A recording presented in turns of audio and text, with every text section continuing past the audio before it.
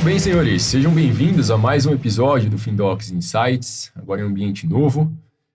Me chamo Guilherme Salvador, sou sócio fundador da Findocs, e hoje divido aqui a mesa de host com o Rodrigo Tonelli, também nosso cofundador. Tudo bem, Rodrigo? Fala, Guilherme, tudo bem? Tranquilo? Joia? Pessoal, tranquilo? A gente sempre fala que a Findocs trabalha o espectro da inteligência financeira de maneira completa, né? Isso envolve o trabalho de diversas disciplinas, diversas áreas, que são necessárias para quem visa evoluir, se construir como ser, como pessoa, para então prosperar financeiramente. E hoje a gente tem um combo aqui, né? Uma série de disciplinas que se conectam. A gente vai passar por soft skills, a gente vai passar por geração de renda ativa, então algumas discussões que são necessárias para quem precisa qualificar a própria capacidade de gerar dinheiro, de ganhar dinheiro.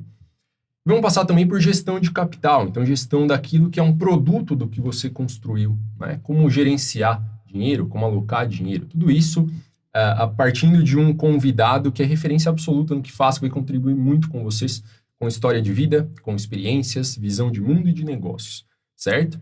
Antes da gente passar para ele, Rodrigo, você tem alguns apontamentos iniciais? Gostaria de... Legal.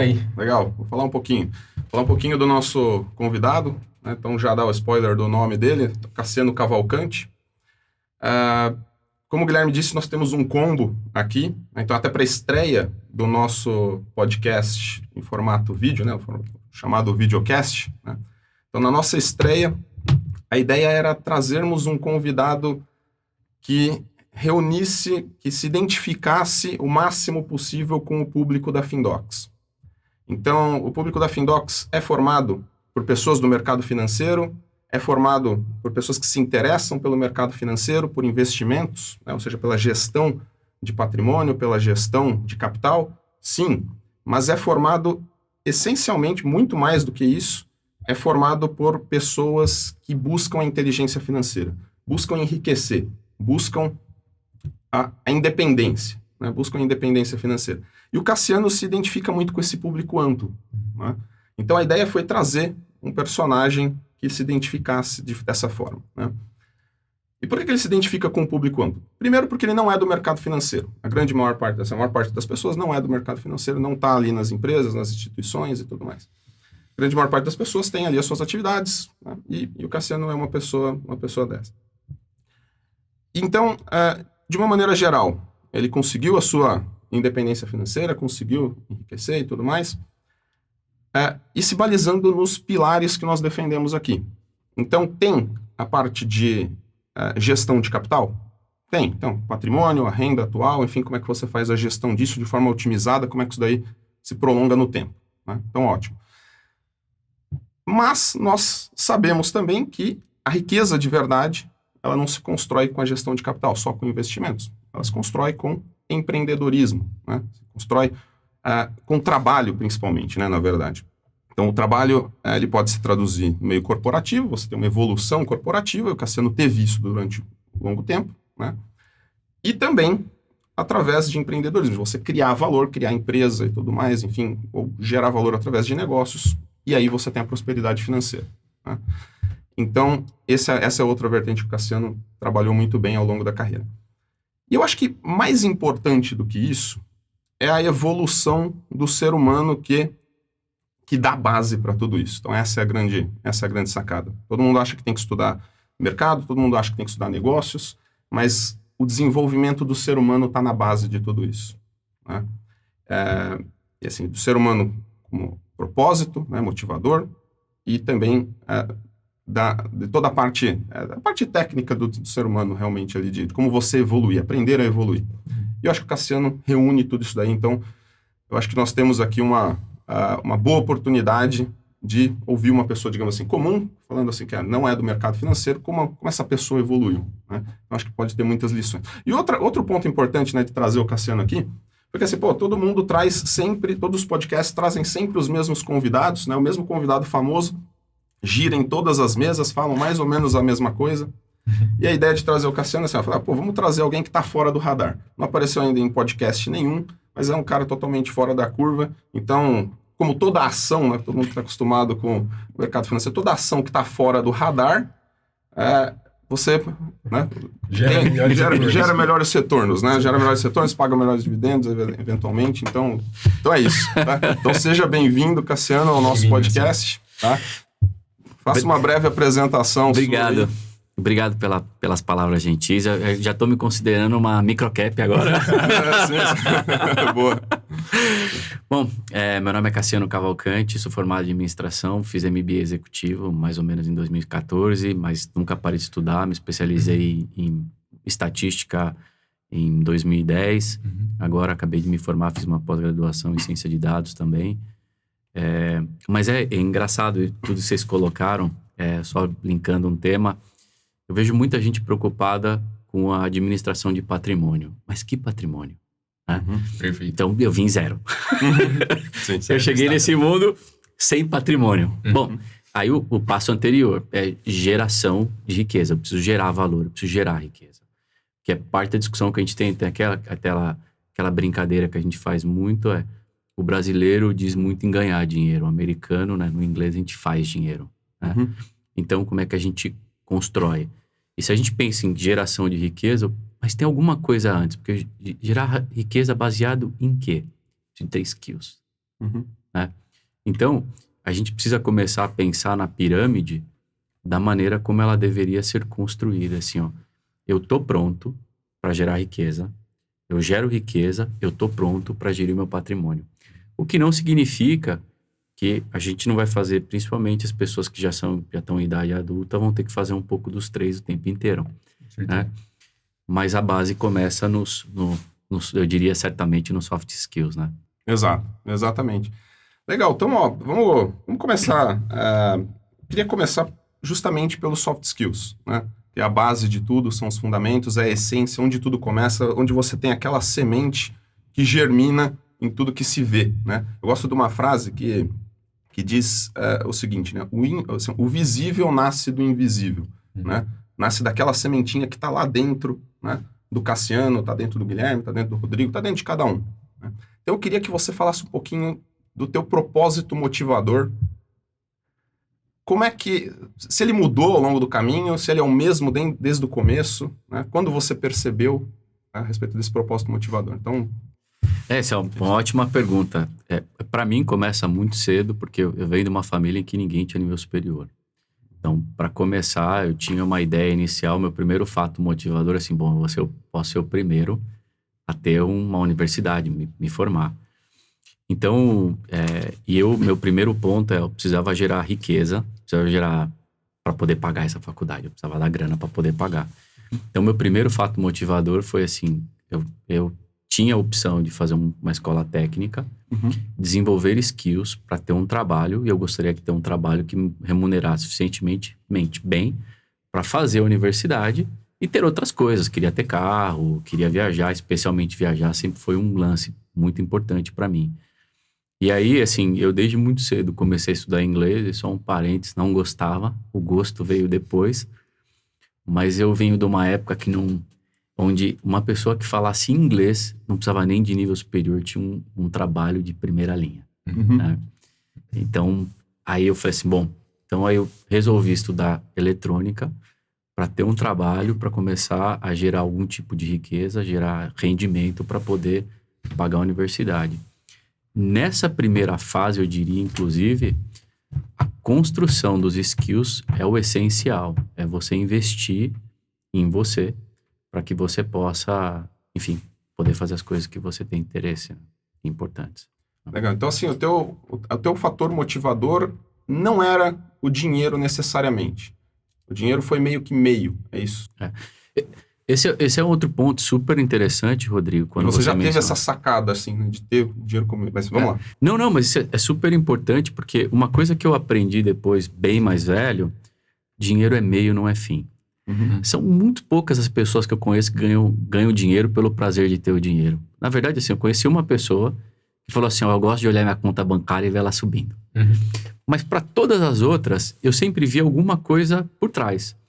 No meu caso, para mim a universidade, além de ser um degrau para o próximo passo, era um uma conquista pessoal. Então, para mim, o dinheiro, ele me daria duas coisas que seriam muito importantes para mim. Primeiro é tempo, que eu sempre entendi que o tempo, ele é uma restrição. E a segunda coisa é, eu quero fazer coisas, quero viajar, eu quero ter capacidades e experiências. Então, para mim, o dinheiro era um facilitador de ter experiências, porque eu acho que a vida é um grande parquinho que você vai ter as experiências. E a energia de troca é o dinheiro. Não, legal. Então, a definição de riqueza do Cassiano não é necessariamente uma conta, lógico que isso aí ajuda, né? A conta bancária ali, avantajada ajuda, mas é muito mais o benefício que isso traz em termos de vivência do que necessariamente do próprio valor financeiro. Exato. E tem uma outra coisa que para mim é um aspecto negativo da falta da grana, mas foi um impulsionador para mim, assim. Meus pais eram aqueles perfis, assim, eu tinha um bom trabalho, mas se esse trabalho desse errado, eles não sabiam o que fazer. Uhum. E para mim, a riqueza, ela também representava essa não preocupação. Não ter que me submeter eventualmente, por exemplo, a coisas que eu achasse que não faziam sentido. Então, quanto mais riqueza eu tivesse, mais eu podia expressar os meus valores na vida. Legal.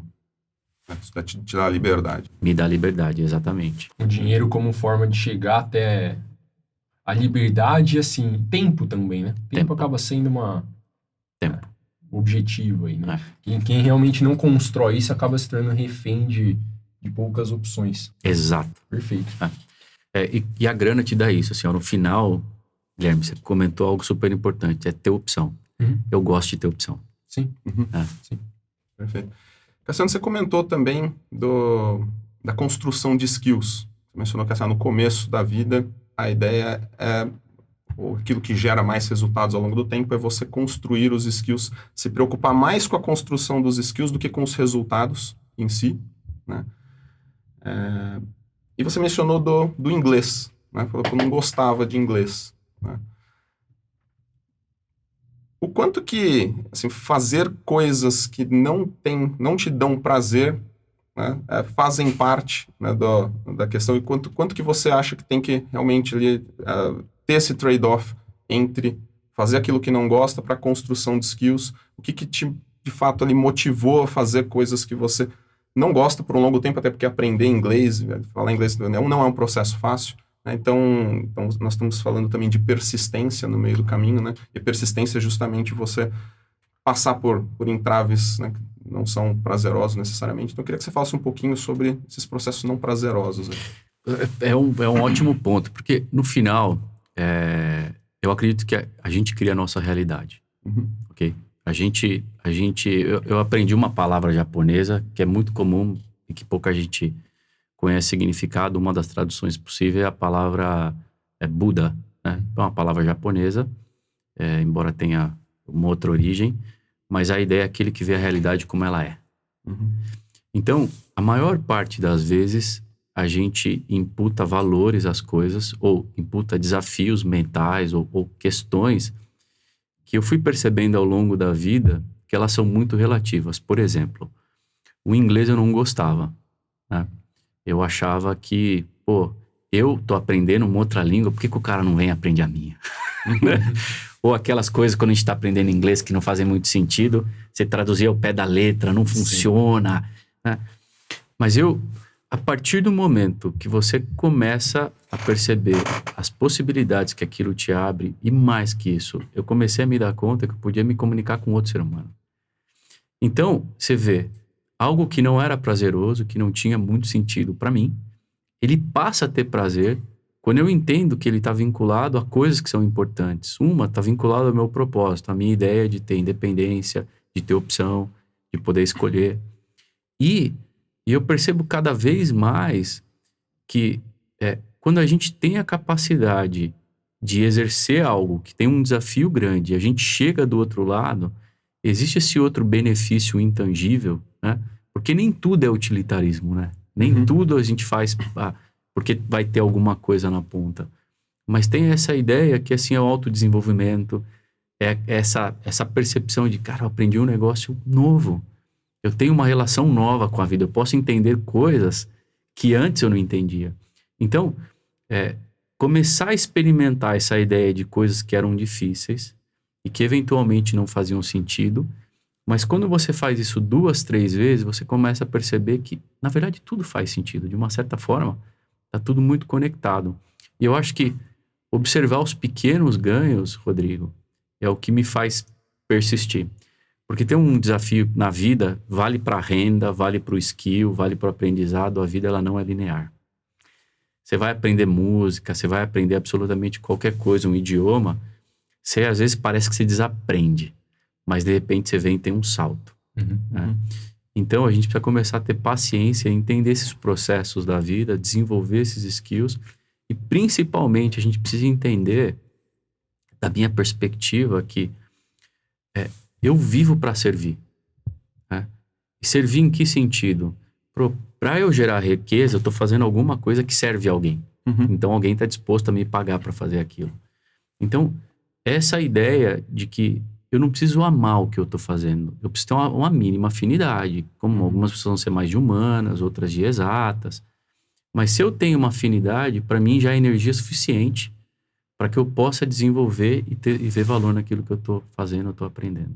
Perfeito. Minha percepção, ouvindo você falar, é de que assim, no começo, a motivação era, puxa, tem a vida que os meus pais levam, tem uma vida complicada.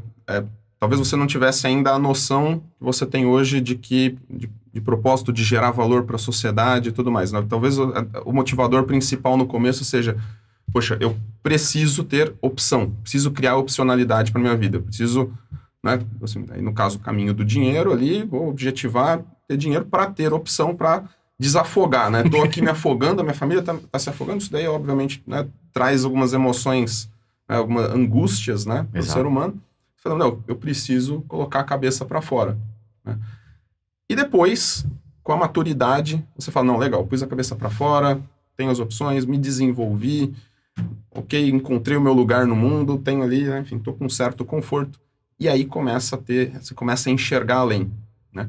Então, primeiro eu queria saber se essa percepção está correta, se essa mudança de visão, de propósito muda ao longo da vida. Eu acho até legal, até que seja, não sei nem qual que vai ser a sua resposta, mas acho até legal que seja para as pessoas que estão nos assistindo e estão numa condição ainda ali com a corda no pescoço, quase sendo afogados ali pela realidade, de que a gente não começa pensando, né? Pô, vejo o Cassiano aqui, o Cassiano já é um cara, né, tá com alta performance e tudo, mas eu não sou assim, tô distante. Mas não, o Cassiano começou de um lugar lá atrás, começou ali afogado, né? O propósito era... o propósito era muito mais, assim, com um escopo muito menor do que é hoje, né? Então, eu queria ouvir um pouquinho sobre isso daí. Exato. Sem dúvida, a motivação, ela muda ao longo do tempo, porque várias coisas que eu disse agora é o Cassiano de hoje olhando para o Cassiano de 30 anos atrás. Então, é uma percepção daquilo que eu era. Mas, certamente... Isso foi mudando ao longo do tempo. E tem uma outra coisa que eu acho que foi super importante, por exemplo, na minha vida, que dentro do que você colocou, que é a questão da restrição. A restrição, ela te ajuda de 2 maneiras, né? Primeiro, você precisa ser criativo. Então, eu tenho restrição de grana, como é que eu lido com o meu orçamento? Né? Eu, desde muito novo, eu tinha que lidar com o orçamento. Minha mãe não me dava dinheiro todo dia. Ela me dava dinheiro para semana. Tinha época que ela me dava dinheiro para o mês. Eu tinha que gerir o meu dia. Estou falando com 12, 13 anos de idade. Então, restrição. Eu preciso eliminar a restrição e eu preciso entender. E aí vem o segundo ponto. Eu começo a observar. Eu copio, porque eu não comecei o mundo. Né? Então eu falei assim, o que eu tô vendo que funciona? Porque eu tinha uns amigos que tinham grana e tinha uns amigos que não tinham nada. Qual era a diferença? Pô, o pai do meu amigo que tinha grana, ele falava inglês. Ele mexia com informática. Ele tinha coisas. Eu falei, eu vou meio que copiar. Essa foi muito mais a minha lógica no princípio. É interessante porque essa questão da restrição, do sofrimento, para alguns é razão suficiente para se fazer de vítima e para outros é uma mola propulsora, né? É uma questão, assim, fica bem nítida mesmo. Porque é uma baita motivação, né? Você precisar, você enxergar que você merece mais, assim como qualquer outra pessoa, né? Exato. Então, estar nesse patamar de escassez de recurso, enfim, é um excelente primeiro passo para aqueles que enxergam que o ser humano tem potencial, né? Eu só completo assim, e a opção está na mão de cada um, né? O que fazer com a dificuldade? Ou você sucumbe a ela, ou você transpassa. E a diferença é entre os fortes e fracos, né? E não é uma questão de você falar, poxa, olha, eu sou fraco, então não vou conseguir. Não, eu vou arrumar alguma maneira de transpassar essa dificuldade para eu ser forte. Ninguém nasce forte, né? Você vai se construindo forte ao longo do tempo. Né? Perfeito. Não, e vocês estão colocando alguns pontos que são fundamentais. Por exemplo, durante muito tempo a gente vive num país onde é muito comum a gente vitimizar as pessoas, né? Tudo bem porque é vítima. Eu nunca tive essa mentalidade, isso desde pequeno. Talvez eu sempre gostei muito de esportes, foi uma coisa que de uma certa forma também influenciou. Mas teve um livro que eu li que me impactou muito, que é do Viktor Frankl, Em Busca de Sentido. Sim. Ele foi um cara, ele era formado em medicina na época, mas cuidava da cabeça, e ele foi parar em Auschwitz, né? Então a gente está falando aqui, provavelmente, nos piores lugares da Terra, num dos piores momentos da história da humanidade, e ele escreveu um livro e diz o seguinte, assim, ó, quem tem um porquê enfrenta qualquer como, né? Então, quando você tem um objetivo claro, quando você sabe aquilo que você quer, isso vai mudar ao longo do tempo, né? Eu invejo muito quem nasceu para ser pintor, sabe? Que acorda já fazendo desenho. Não foi o meu caso, né? Eu até hoje eu tô me descobrindo em termos do que eu quero fazer, do que eu posso fazer, das minhas potencialidades. Agora, o que eu sempre acreditei foi na minha capacidade de fazer. Sim. Né? Porque eu entendia que a minha condição podia ser temporária. Dependia do que eu poderia, do que eu gostaria de fazer com aquilo que eu tenho. Né? Perfeito.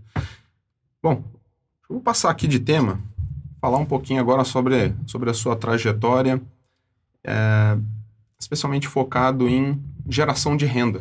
É o que a gente estava comentando no começo, que é a principal via para quem quer enriquecer, quem quer ter a independência financeira.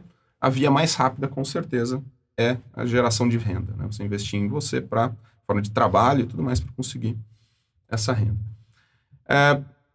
Fazendo aqui o momento LinkedIn, né? Você começou com técnico em eletrônica, depois foi fazer administração de empresas na graduação,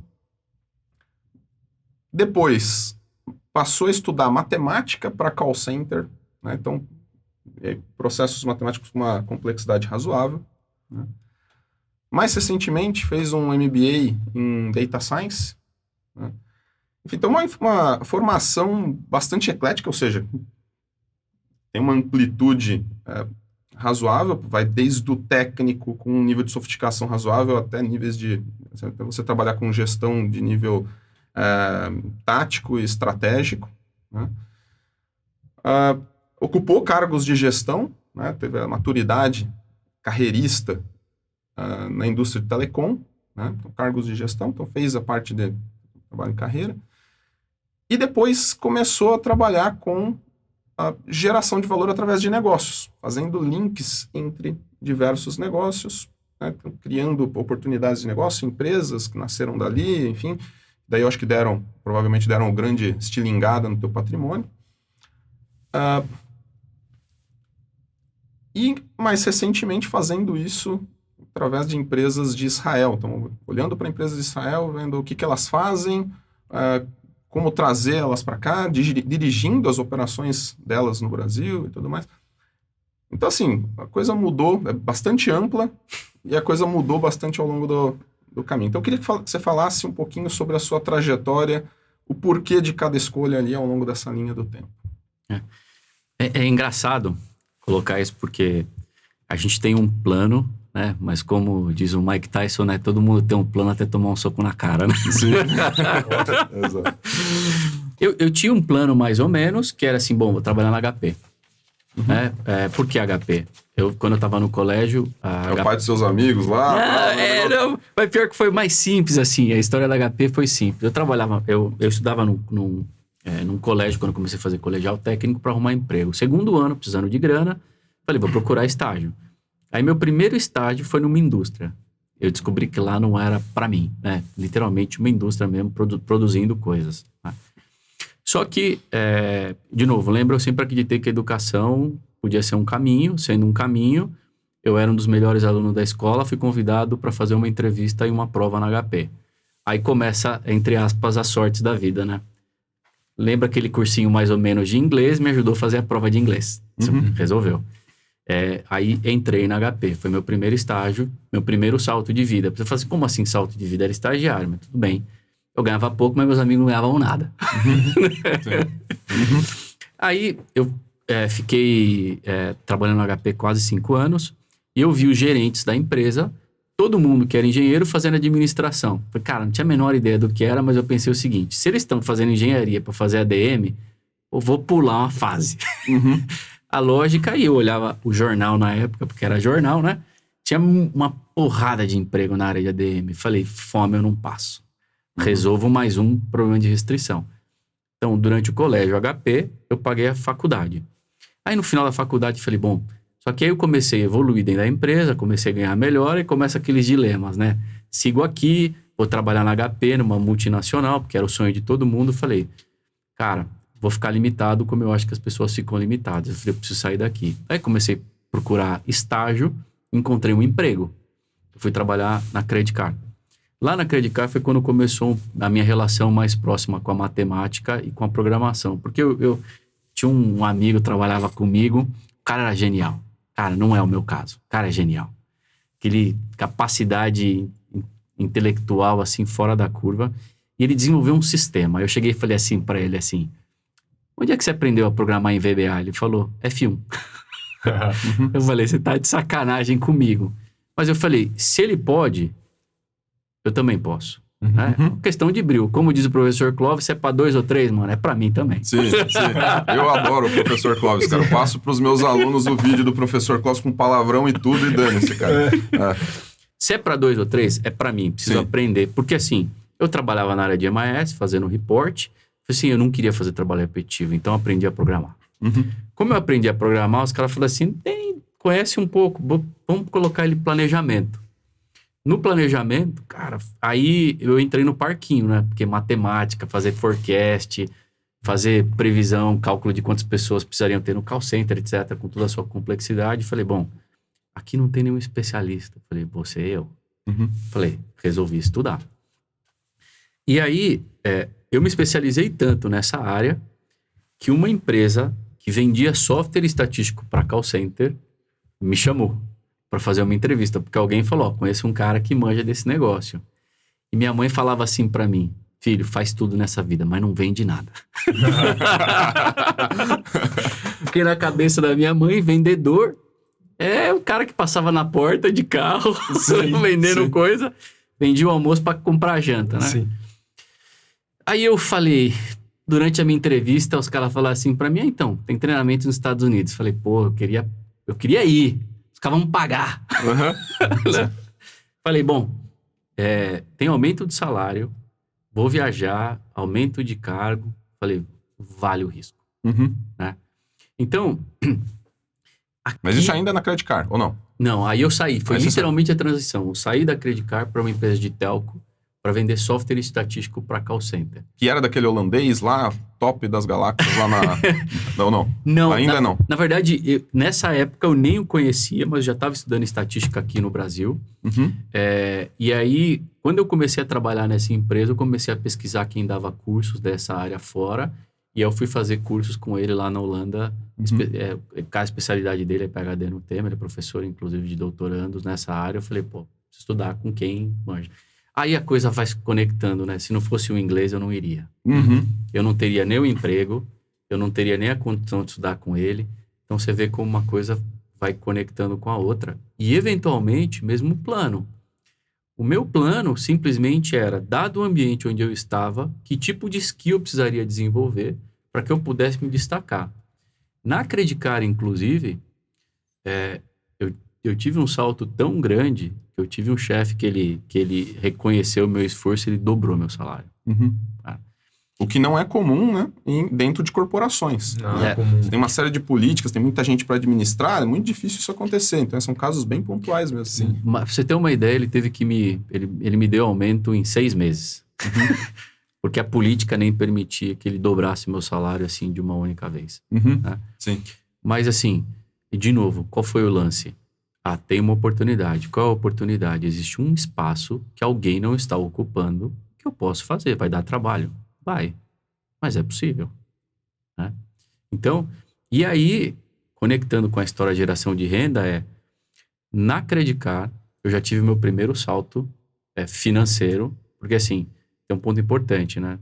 Não importa quanto você ganha, importa também quanto você gasta, né? Sim. A partir de um determinado momento, eu passei a ter mais renda do que custo, né?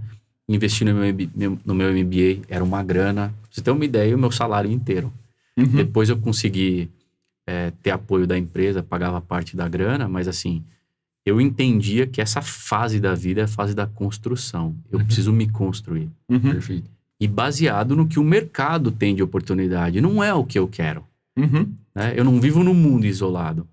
Então, e aí quando eu fui para a área de vendas, bom, aí a gente passa a começar a discutir dos saltos, né? Sim. Mas aí eu estava pronto. Né? O que eu quero dizer salto? Na área de vendas, por exemplo, você tem salário fixo e tem salário variável. Né? E aí, neste momento, eu passo a ter contato com tecnologia de Israel. O meu primeiro contato com Israel foi uma coisa meio engraçada, porque eu tinha uns 20 anos, eu nunca tinha saído do país, eu queria sair. Eu coloquei $500 no bolso para Machu Picchu, literalmente. Ônibus, trem da morte, fiz a caminhada, trilha e tal. O que acontece nessa história? Eu tô andando no caminho, vejo uns caras de dread andando pela rua, nos hostel, porque eu dormi em hostel, né? Óbvio, coletivo. Aí, de onde você é? Israel. Aí, mais um, de onde você é? Israel. Cara, Israel não é a Bíblia. Cara, existe um país chamado Israel, que era um país novo. Estou falando, Israel tem 50 anos. Assim, quanto país, mais ou menos. E eu chego nessa empresa e começo a me dar conta que, cara, todas as tecnologias vinham de lá. Quase tudo de telecom tinha uma perninha de Israel. E aí isso começou a despertar meu interesse do que eu poderia fazer. Então, nessa fase, que foi uma das fases da vida profissional, de maior construção de valor e riqueza para mim, e para mim foi recomeçar de novo, porque assim, eu não fazia apresentação a públicos gerais, eu passo a fazer, eu passo a ter que falar em inglês por telefone o dia inteiro. Então, tem um monte de coisa que eu tive que me aprimorar. Eu lembro, pra vocês terem uma ideia, eu fiz uma apresentação para uma empresa. 6 meses depois, eu fiz a mesma apresentação para a empresa. Os caras acharam que o software tinha na versão nova, era a mesma versão. Cara, Você que tinha evoluído. evoluiu o comunicador, não o produto. Pra ver a importância que é a pessoa que é a base do negócio. Sim, também, né? Senão sim. dá pra ver isso aí, então. Mas eu tive um chefe que foi um cara fantástico comigo também. Então, eu tive alguns chefes que me ajudaram demais. Esse chefe, eu chamava ele, cara, vai lá, me fala, tá bom, tá ruim. Eu fazia isso várias vezes. E pedia feedbacks honestos, porque eram minha chance de melhorar. Porque era o que eu precisava fazer. Cara, essa postura é extremamente importante para quem quer evoluir, para quem quer se desenvolver. Né? É ser faminto por feedbacks honestos, né? o mais na carne possível. Com certeza. Né? E saber lidar muito, muito bem com isso. É uma coisa que a gente desenvolve bastante dentro da Findocs, dentro da empresa, temos isso como política. Exatamente. E para nossa vida também. Então, é sempre super importante isso daí. Com certeza, esse teu salto de desenvolvimento em 6 meses, né, com certeza vem desse tipo de postura, né? Então, muito legal. Não, e é um negócio super importante, cara. Ninguém chega lá sozinho. Né? É assim, ter gente que você pode se apoiar, pode perguntar, pedir feedback. E o feedback é super importante. E muitas vezes não adianta pedir para quem não conhece. Sim. Isso é outra coisa importante, assim, ó. Você não pode ficar se abalando. Porque, assim, a gente não é nada, a gente está. Né? Então, eu tava ruim aquele dia. Mas 6 meses depois eu tive minha chance. Inclusive de refazer o que eu tinha feito. Né? Então, e esse feedback honesto, essa oportunidade, escolher pessoas que podem te apoiar no caminho é essencial, te ajudar a ver. Porque a gente fala muito, inclusive no mercado financeiro, de viés. A gente tem muito viés. E é difícil eliminar viés sozinho. Eu diria que é quase impossível. Você precisa de alguém para trocar, pedir opinião, pedir feedback para ajudar. Bom, legal. Ao longo do que você estava falando da sua trajetória, percebi que, assim, você sempre tomou decisões com base naquilo que você já conseguia enxergar, né? Uma pessoa bem-sucedida não necessariamente é aquela que tem uma visão 20, 30 anos na frente, né? Um Steve Jobs da vida, né? São raríssimas as pessoas que têm isso daí. Muita gente acha que para ser bem-sucedido você tem que ter, né? Você tem que ter esse tipo de genialidade. E olhando a sua trajetória, a gente vê que você tinha os elementos daquela época, aquilo que você conseguia enxergar. Eu gosto de brincar, fazer analogia com um quarto grande e escuro. A vida é um grande quarto, grande e escuro. E você tem na sua mão uma lanterna, né? Você consegue enxergar ali ao seu redor e aquilo te permite, né, tomar uma decisão com base naquilo que é melhor. Enfim, você toma uma decisão, vai para o ponto, sai do ponto A, vai para o ponto B. E quando você está no ponto B, você consegue enxergar um pouco mais à frente e começa a toma outra decisão e tudo mais, e a coisa vai rolando por aí. Essa impressão que eu tive, olhando o seu discurso, né, o sucesso vem daí também, de pequenas decisões que te levam a algum lugar, ou você também teve uma questão de visão de longo prazo? Como é que foi para você? Cara, essa é outra pergunta muito legal, porque assim, eu acho muito pouco provável quem consegue prever o mundo, sabe? É igual forecast. Prever amanhã é fácil. 5 anos. Sim. Né? Então, só que eu gosto de falar que a gente precisa ter um senso de direção, né? Com 30 anos, não dava pra mim, não é que não dava, mas sendo mais realista, assim, muito pouco provável que eu fosse virar médico. Né? Não faz sentido, seria uma outra rota, um outro caminho. Agora, dentro das opções que eu tenho uma direção. Então, para mim, sempre teve muito mais vinculado a ter uma direção. Então, para dirigir 10 mil quilômetros, a gente vai enxergar os mesmos 1,5. É uma estradinha ali. Então, eu focava muito nisso com uma ideia de longo prazo. Qual era a minha ideia de longo prazo? Gerar receita. Eu queria conhecer todos os continentes. Era um desejo que eu tinha, de poder viajar, poder ter muito mais condições de fazer coisas que eu gostaria. E, então, eu pensava assim, bom, o que eu posso fazer hoje? Porque eu acho que muitas vezes, quando as pessoas pensam no longo prazo, elas sentem pânico. Porque é como você está comentando o quarto escuro. Assim, ó, eu tô apontando a lanterna para lá, eu sei que é meio naquela direção. Cara, deu 10 metros, eu não tô vendo nada. Medo do desconhecido. E não tô. Né? Eu tô vendo aqui, agora o que eu posso fazer aqui? Porque se eu me preocupar com muito longe, eventualmente, claro que é importante você pensar o que você quer, mas eu deixo de ver o aqui e o agora, eu deixo de ver as oportunidades que estão na mesa agora. Quais são essas oportunidades que já estão aí? São essas, né, que eu já preciso pegar agora. Né? Legal você ter comentado, né, com relação ao momento presente, né, e com relação a estado de ansiedade, né? As pessoas, uma das principais doenças modernas é a ansiedade, né? Todo mundo é ansioso e tudo mais. E uma vez conversando com um psicólogo, ele falou, o estado de ansiedade, ele é não causado, mas tem uma correlação muito forte com você estar num momento que não é o presente. E quando você está num momento que não é o presente, lá no futuro, um futuro remoto, esse futuro remoto ele pode ser N coisas, né? E isso causa incerteza e essas N coisas você começa a pensar nessas N coisas e começa a pular de uma para outra, teu cérebro não para, né? E isso causa uma estafa mental, causa indecisão, causa paralisação. Você não faz nada. Muitas pessoas não fazem nada porque vivem num estado de ansiedade, vivem no futuro. Quando você aceita a realidade tal como ela se apresenta hoje, né, no momento presente, as possibilidades são muito menores, né? Você tem condição de racionalizar e escolher com muito mais precisão, né? Então, trazer para o momento presente elimina a ansiedade e te permite tomar decisões que realmente vão te levar para frente, né? Vão te fazer dar o próximo passo, que é aquele passo que você precisa para o momento, né? Essa é a ideia. Não, e você está falando assim, é tão forte, é tão importante, porque assim, ó, eu me dei conta que existem sentimentos que eles têm lugar no tempo. Por exemplo, ninguém é triste do futuro, é ansioso. A tristeza é só do passado. Ninguém tem raiva nem no passado nem no futuro, só no presente. Então, quando você passa a reconhecer as coisas que você sente como você sente, você começa a identificar, cara, onde eu tô? Eu tô aqui, eu tô lá, eu tô aqui. Porque assim, o passado, a gente tem que usar ele para aprender, né? O que eu fiz, eu posso fazer melhor. No futuro, pô, é legal eu planejar, ter uma ideia de para onde eu quero ir, porque senão eu fico louco, né? Preciso ter uma direção. Mas mais que isso, o que eu tô fazendo agora para construir aquilo que eu preciso, né?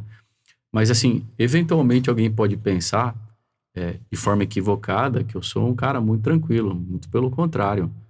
Só para você ter uma ideia, é uma brincadeira, né?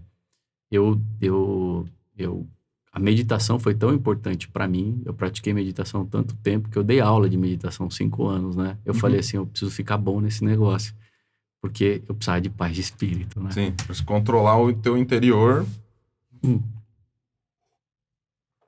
Especialmente quando a gente fala de mercado financeiro, porque você usou uma outra palavra apreciada pelos matemáticos e estatísticos, que é incerteza, né? Cara, não tem certeza de absolutamente nada.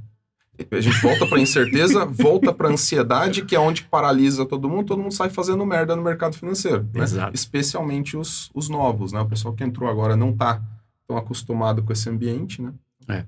Então,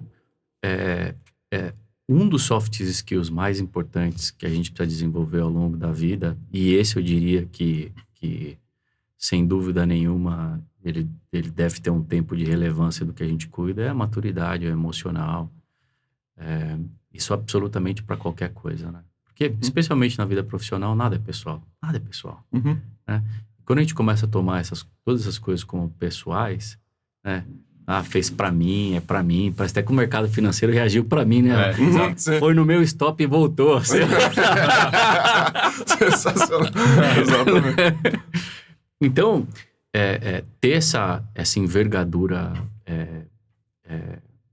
emocional. E aí, tem uma coisa que a gente negligencia muito aqui no Brasil também, em comparação... Eu vejo, assim, eu trabalho com vários países, vários lugares, de Israel, depois vou conectar um pouco com essa história também, mas assim, disciplina, cara, disciplina é um talento.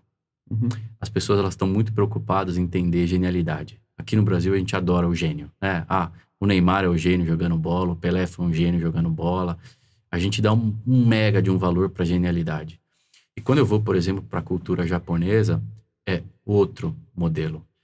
Inclusive, na cultura japonesa, se eu tenho o gênio e o cara do esforço, o esforço é mais bem visto. Sim, isso é interessante. Cultural mesmo. Atribui uma relevância muito grande a isso. Por quê? E mais que isso, inclusive tem uma escritora, escreveu um livro que eu acho muito legal, principalmente para quem tem filho, chamado Garra. Ela diz o seguinte, quando você elogia a inteligência de alguém e essa pessoa falha, ela às vezes fica com medo de fazer de novo porque ela vai parecer não tão inteligente. Quando você elogia o esforço, quando o esforço é recompensado, não importa o resultado, né? Não que o resultado não seja importante, mas assim, cara, eu dei o meu melhor. Eu não tentei, eu fiz. Né? Isso me gera a recompensa que eu preciso para fazer de novo. Para fazer de novo. Para fazer de novo. E aí ter a perseverança, né? E aí, assim, a persistência, né? Nesse caso, né? A disciplina, né? É uma fábrica de gênios. Né? É uma fábrica de gênios. Porque, assim, com um passo de cada vez, na direção certa, você consegue subir escadarias enormes. Né? Então, é basicamente isso. Inclusive, assim, você comentou do Steve Jobs, ele diz que os 2 melhores livros dele, que ele gostava muito, um era a Autobiografia de um Yogi, você vê, não tem nada a ver com tecnologia, e um outro livro era A Mente Zen, Mente de Principiante. E o monge que escreveu esse livro, ele tem uma chamada no livro que diz o seguinte, assim, a mente de principiante aceita tudo. A mente do especialista não, ela já é limitada por natureza. Né? Então, parte do que a gente está falando aqui, assim, cara, eu tô pronto para aceitar o que tem e trabalhar em cima do que tem. Né? Porque se a gente esperar a condição ideal, o momento ideal, ele eventualmente não vai chegar, né? Exato. Legal. Deixa eu voltar para o ponto lá de Israel, Claro. mais especificamente, assim, a gente está falando de maturidade pessoal para tomada de decisão. E você vinha numa trajetória ascendente no mundo corporativo, né?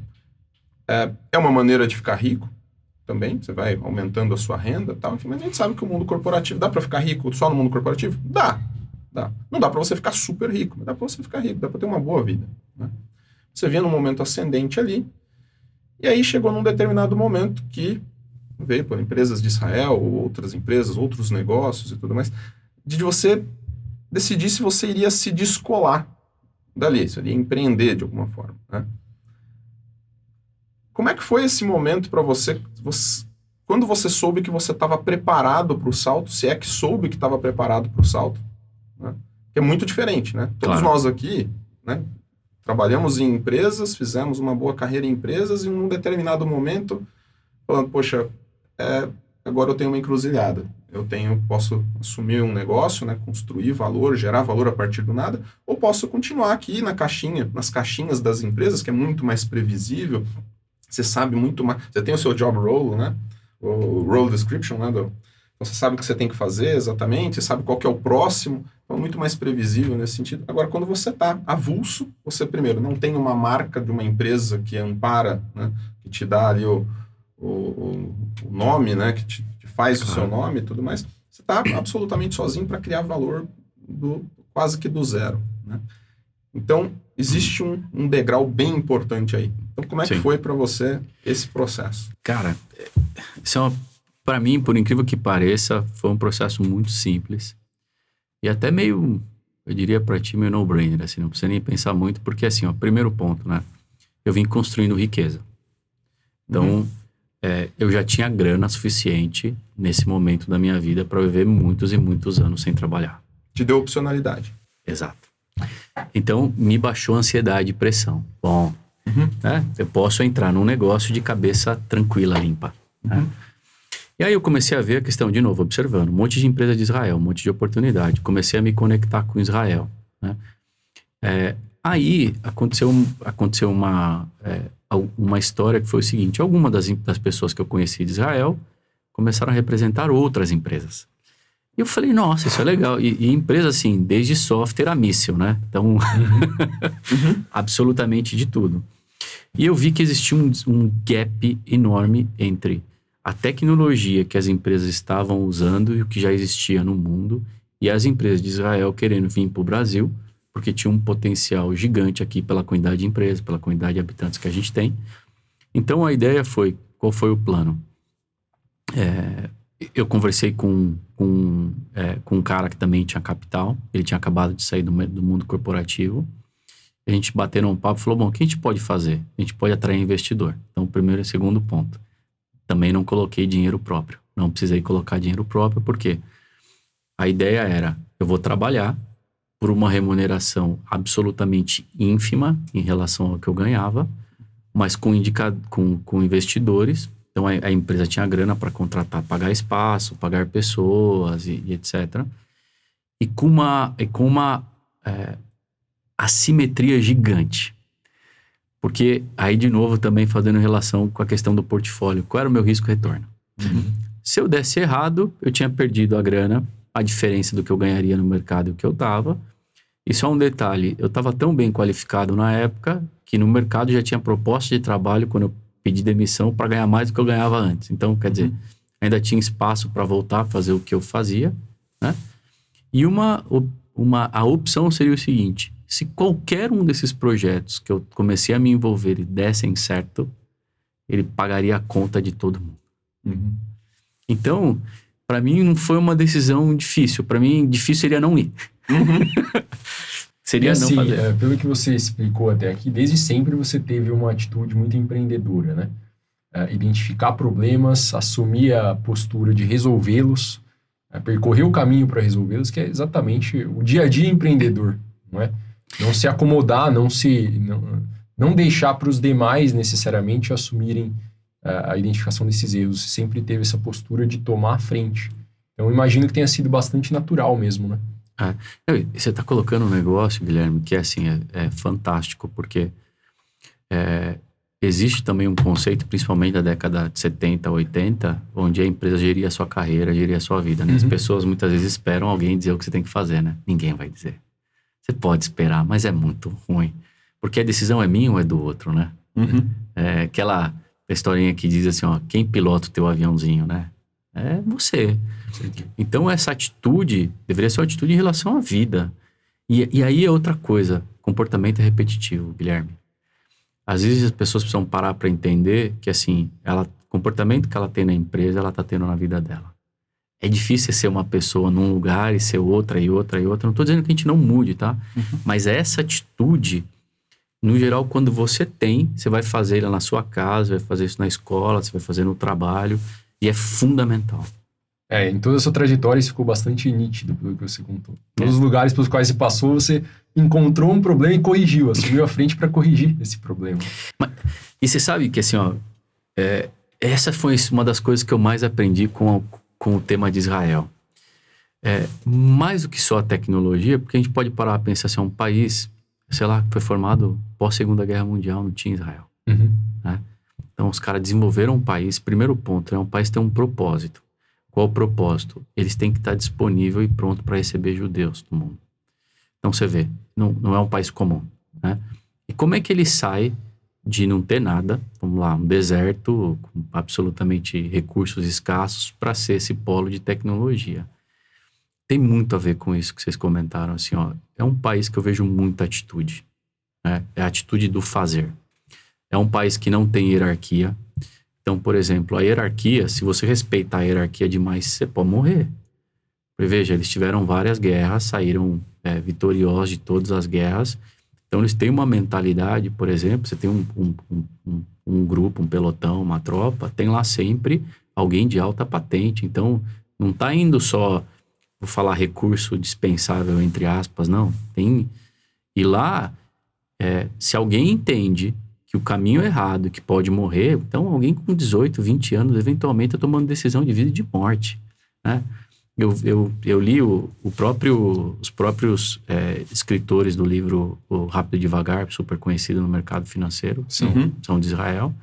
Cara, começou uma guerra, eles pegaram um avião, eles deram um jeito de voltar para o país, para defender o país. Então, é uma mentalidade muito diferente da... Talvez aqui, se tiver uma guerra, todo mundo tá pensando assim, como é que eu saio?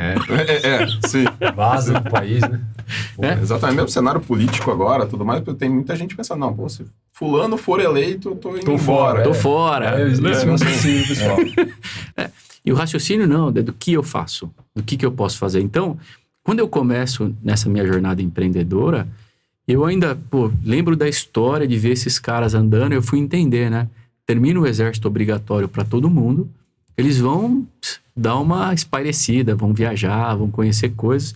E eu passo a ter contato, não só como empreendedor, não só com a tecnologia de Israel, que já era muito para frente em relação ao que a gente tinha aqui, mas passo a ter contato com esse soft skill, com esse jeito de pensar, jeito de resolver problema, que é muito diferenciado. O teu primeiro contato foi lá em Machu Picchu, lá? Já tinha uma galera profissional ali, ou foi um primeiro contato cultural, que depois você teve um contato ativo com o pessoal de Israel? Como é que funcionou essa aparição desse tipo de oportunidade na sua vida? Meu primeiro contato foi muito, assim, cara, me chamou a atenção, porque assim, veja, eu moro no Brasil, que eu, com $400, na verdade, custou minha viagem, embora tivesse com $500, eu fui e voltei num país vizinho para ter uma experiência diferente. Eu andando lá, eu vi um cara que estava do outro lado do mundo. Eu falei assim, qual que é a lógica? Eu não encontrava um brasileiro. E quando encontrava um brasileiro, encontrava o cara num modelo muito mais luxuoso, preciso ir num modelo muito mais sendo servido, né? Eu vi esses caras de dread andando pela rua, tudo muito louco, era tudo Israel. Eu falei, cara,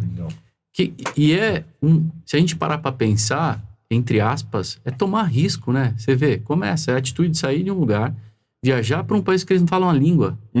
Ninguém fala espanhol. Sim, verdade. Foi muito pouco, né? Então, e você começa a ver, o cara sai do exército, o que ele vai fazer? Ele vai fazer o quê? Ele vai trabalhar, ser o cara do TI? Cara, ele tava trabalhando com o exército.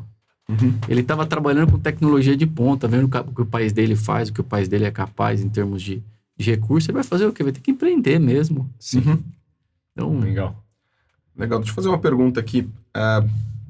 Olhando para as empresas de Israel, são empresas altamente inovadoras. Né? Você poderia ter empreendido com negócios mais tradicionais, mais seguros e tudo mais. Qual que é o papel de olhar para Israel como... Assim, são empresas assim, que podem dar muito certo, podem dar muito errado. Né? Por que olhar para Israel? Por que olhar para as tendências? Por que olhar para o futuro? Quanto que isso tem de papel de opcionalidade, né? Quanto que isso tem ali de risco-retorno? Né? Qual que foi a sua visão, além, né, da identificação com o propósito? Você tem ali a cultura de Israel, etc. Tal. Por que olhar para as tendências e não para negócios mais tradicionais? Cara, porque no negócio tradicional eu precisaria de muita grana. Muito mais provável, todo mundo te olha de baixo para cima e diz assim, quem é você? Vem aqui, quer representar minha empresa, né? Aí modelos de negócio mais rígidos, né? Modelos em que no final você ganha muito pouco. Primeiro ponto, então, existe uma flexibilidade no formato de empresas de Israel que não existiam no geral em outros mercados e outras empresas mais maduras. O segundo ponto eu olhava a tecnologia dessas empresas, muitas vezes estavam no passado, né? E eu olhava para as tecnologias de Israel, que os caras criaram o Waze, criaram o ICQ. Existe uma lenda que o VoIP foi criado por eles, tem um montão de lenda. Inclusive tem uma história que, cara, o Waze desenvolveu um menino da universidade, que não tinha nem saído da universidade ainda, porque ele queria achar o caminho mais rápido.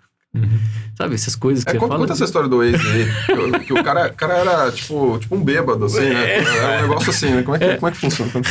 Reza a lenda que eu representei uma empresa que ficava no mesmo prédio do Waze, que o cara toda vez chegava atrasado pra ir no lugar, pra ir no bar, tomar uma com os amigos dele, dava os rolês, e a galera reclamava, tá sempre atrasado, não sei o quê. Ele falou assim, bom, vamos fazer o seguinte, eu vou desenvolver um aplicativo, você instala, eu vou ver o caminho que você faz, eu vou atrás. Fica lógica mais linear e cartesiana possível, né? Você parar pra pensar, qual é o melhor caminho? Que alguém fez e foi rápido. Sim. Total. Só que o cara, ele falou, vou desenvolver um aplicativo. E desenvolveu. Então, você vê, isso está muito embarcado na cultura israelense. Tem um cara que trabalha comigo, ele é um cientista de dados genial, só que aí eu fui ver o LinkedIn dele, PhD em psicologia. Eu falei, como assim? Aí eu liguei e perguntei pra ele assim, cara, você é psicólogo? Ele falou, sim, sou PhD em psicologia. E ciência de dados? Ele falou, cara, precisava ganhar grana, achei um negócio legal, tenho afinidade, tem a ver. Eu fazia análise de como o cérebro pode movimentar partes mecânicas. Eu falei assim, pô, e aí? Tem business aí. Então, o Israel é muito esse celeiro de coisas e ter modelo de negócio inovador. Eu posso sentar com o cara e negociar. A gente pode discutir risco junto. A gente ganha pouco agora, ganha muito depois. Existe uma questão assim, cara, uma capacidade, um foco para implementar, realizar coisas. Então, por exemplo, numa mentalidade israelense, a gente tem um problema. A gente senta todo mundo numa mesa, põe todo mundo que precisa e vamos sair de lá para resolver o problema, cara. E assim, participa o presidente, participa, cara, todo mundo. Hierarquia praticamente completamente diferente da que a gente tem no Brasil, né? Em grande parte dos modelos tradicionais. Assim, nesse aspecto, cara, eu participei de um projeto, vários projetos, liderado por CEOs da empresa. Se é relevante, é importante, é dele. Com certeza. Ele tem esse senso de propriedade.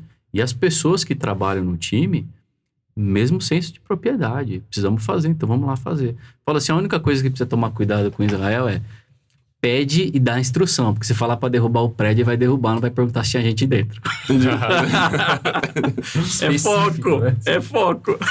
Faz todo sentido. Vou perguntar uma outra coisa agora com relação ao Cassiano, homem de negócios, né? O Cassiano que cria valor, né? Olha para os negócios, faz links entre empresas e tudo mais.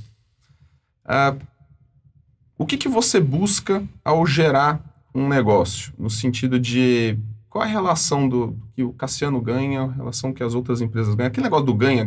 Como é que você enxerga isso para criar um negócio hoje? Como é que você faz realmente ligar as partes ligar a lógica das partes de uma maneira que todos se comprometam e falam, não, pô, realmente aqui tem um negócio. Como é que você arquiteta isso? Geralmente, cara, as coisas são muito... pode parecer meio simplista demais, mas eu acho que o mundo ele é meio óbvio em vários aspectos, né? Por exemplo, a primeira tecnologia que eu trouxe para o Brasil foi uma tecnologia para fazer atualização de SAP. Cara, eu descobri que às vezes o cara levava 1 ano, 2 anos para fazer a atualização de um SAP. Pô, tem valor aí, tem um monte de empresa que tem SAP. Cara, eu preciso conectar o cara. Ele precisa descobrir que existe uma tecnologia que ele roda, que em 48 horas vai dizer para ele o que ele vai fazer. Ele vai fazer um projeto de 1 ano em 3 meses. Então, o valor está muito claro. E você está colocando um ponto aqui super importante, Rodrigo, que é assim, ó. Eu sempre busquei coisas que o valor fosse muito claro. Ou que eu pudesse explicar para as pessoas, pudesse trazê-las para um lugar onde ela enxergasse o valor comigo. Porque depois é discussão de grana. É discussão de modelo de negócio, quanto custa, como paga e etc. Mas assim, ó, o valor ele tem que estar claro, ele tem que ser simples de ver. E a primeira coisa a ser discutida. A primeira coisa. Né? Então, se o valor não está claro, não vai funcionar. Né? Então, essa era a primeira coisa. Então, encontrei valor, tem oportunidade de negócio, tem uma chance, tem necessidade no mercado, bom, então agora eu preciso entender como é que esse negócio para em pé, porque o segundo ponto tem valor, agora a conta fecha. Então, a gente vai discutir como é que a conta fechava. E na maior parte das vezes, assim, fechava com muita facilidade. Então, pode parecer meio simplista, mas literalmente A ideia está comprada, né? a ideia está comprada. O principal é a ideia, é o valor. No momento que você convenceu as partes de que aquela ideia, pô, vai valer a pena, a ideia está comprada, vamos discutir os detalhes, né? O negócio se fecha lá no começo. Exato. O maior desafio para quem quer gerar valor e quer gerar riqueza é assim, com quem que eu preciso falar? Porque, veja, se eu tenho valor, se tem negócio na mesa, se tem a oportunidade, agora quem é a pessoa que vai comprar esse valor? Porque aqui, inclusive no Brasil, como experiência de negócio, às vezes até com valor, com dinheiro barato, o negócio não anda. Eventualmente, você não está falando com a pessoa que você deveria falar. Então, eu diria que o meu maior desafio como empreendedor, e aí você precisa ter, eu vou usar uma palavra aqui assim, ó, não no sentido místico da palavra, mas precisa ter fé, cara. Porque eu comecei uma empresa sem ter um cliente. Eu não era do mundo do SAP, não conhecia ninguém. A gente começou ligando para as pessoas. Sim. Literalmente, quase um telemarketing, né? Se conecta ao que você disse da simplicidade da percepção de valor, né? Exato. A venda se torna facilitada porque o seu cliente vai perceber, olha, manda. Quero agora, encomenda. É isso, não entendeu? Então, e parece bobo, mas as pessoas às vezes compram coisas no impulso, na emoção.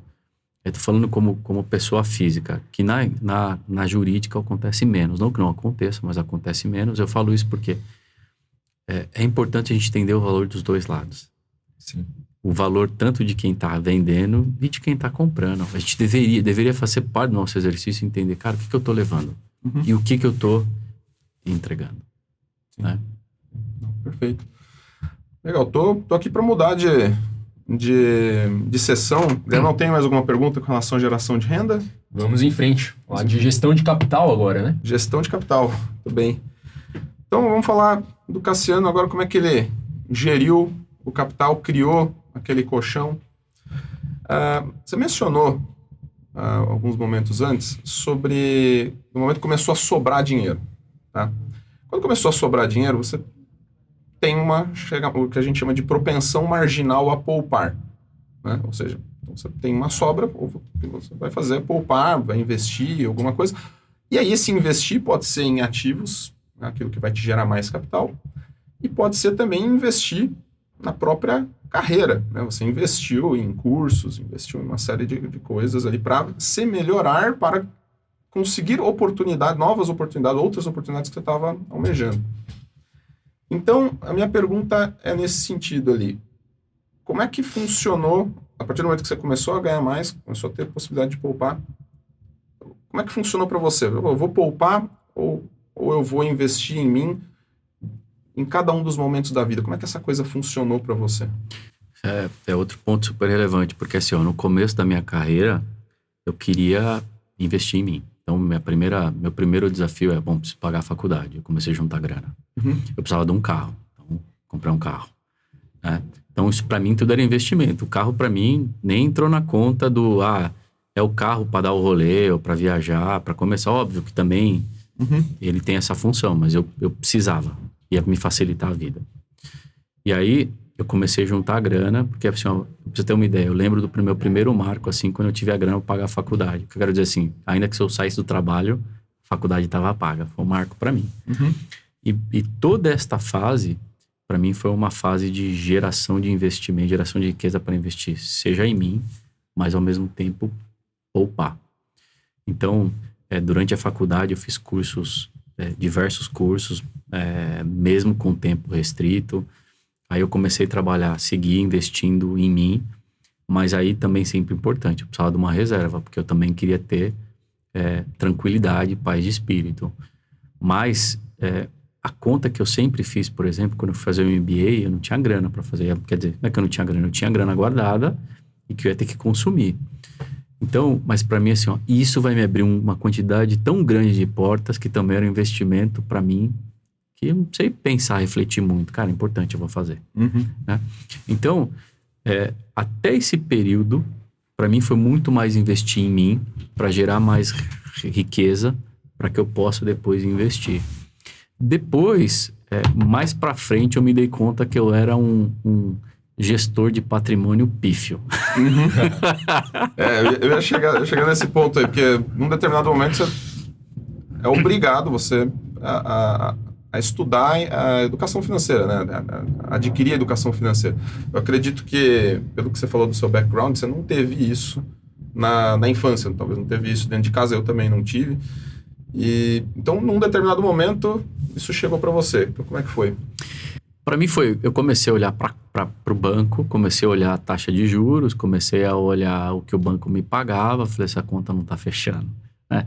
Eu sou da época que o banco pagava 80% do CDI, 85% do CDI. Então você começou a olhar assim a educação financeira, né, a sua necessidade de educação financeira, olhando já o que o banco não te pagava. Não foi ainda, tipo, tem um fluxo de caixa e tá faltando dinheiro. Não, tipo, você já tinha passado dessa fase e era mais ali, tô vendo que a remuneração é muito baixa com relação ao que poderia. Esse é um ponto também muito legal, Rodrigo, porque assim, eu desde muito novo, eu entendia que eu não posso gastar mais do que eu tenho. E mais que isso, o que é ser rico? Eu me considero rico hoje, não é porque eu sou rico pro padrão social, porque eu tenho mais do que eu preciso. Né? Então, agora, o que cada um precisa? Eu não preciso de uma Maserati, né? Eu fico preocupado, inclusive, com a educação financeira do país, onde eu vejo gente de 10, 11 anos de idade com um tênis de 3 mil reais no pé. Sim. Isso me assusta e me preocupa um pouco, que é uma cultura mais do ter do que do ser. Então, a minha conta nunca foi negativa. Né? Porque eu entendia que não ter essas coisas era um momento. Né? E eu não tive. Demorei para ter. Mas eu sabia que era um momento e aquilo não me representava. Eu não me sentia pior ou melhor porque eu tinha. E não acho que ninguém é melhor ou pior por ter ou não ter. Então, a parte do fluxo de caixa negativo, eu definitivamente nunca tive. E uma curiosidade, assim, eu nunca comprei nada à prestação. Eu me treinei. Eu precisava comprar um negócio que era mais caro. Beleza, junto a grana. Não importa se é um carro, o que é, junta a grana. Porque essa questão do parcelamento também é cultural, né? Habitualmente as pessoas tomam decisões de compra, de consumo, parcela a perder de vista, com alguma narrativa, costuma ser vitimista, conectando ao que a gente falou lá no início, né? Pô, eu trabalho pra caramba, eu mereço. O cara vai lá, parcela, paga 3 vezes o valor do bem, não é? Às vezes sem perceber, mas a parcela cabe no bolso, e aí tá feita a cagada. Exato. É isso. E aí eu comecei a ter um prazer, Guilherme, de chegar e falar assim, eu tenho a grana, vamos negociar. Sim, exato. E isso no Brasil é uma coisa que você tem o dinheiro e vai pra mesa negociar, o vendedor não tá nem acostumado. Tá nem acostumado. Deixa o cara desconcertado. Sim, e essa é uma história interessante e é muito legal você comentar, porque principalmente, sei lá, é comprar carro. Fala assim, eu tô com a grana. Peraí que eu preciso ver. Agora a tabela das parcelas tá pronta. Né? Exatamente. Então, mas assim, mas eu nunca tive...